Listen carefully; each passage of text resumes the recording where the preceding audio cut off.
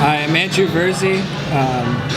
Tonight I had a pretty interesting experience. It was my first night in California and in Hollywood, and it was very different than what I expected. I expected, like, you know, what you see on TV of fame, fortune, glamour, all that stuff, excitement, and it's not what it was. It's a very broken place. There's a lot of poverty, a lot of sin, and a lot of like horrible things going on out here.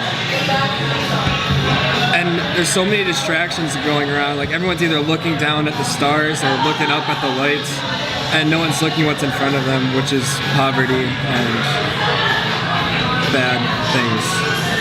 One thing that impacted me tonight was I introduced myself to a man outside of a Starbucks coffee place, and he was just hanging out there, and I introduced myself. I gave him some water, and I said, "How are you doing?" And he told me that he was doing great, and he felt blessed, and I was like, "Oh, that's awesome." And then he went on to tell me how he just got out of jail, and it was just so crazy how, like, he had like all these things going against him in life.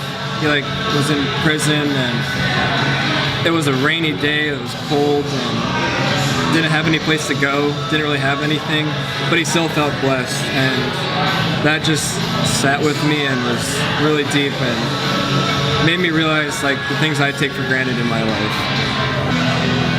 One thing I didn't like was, at first I felt very uncomfortable.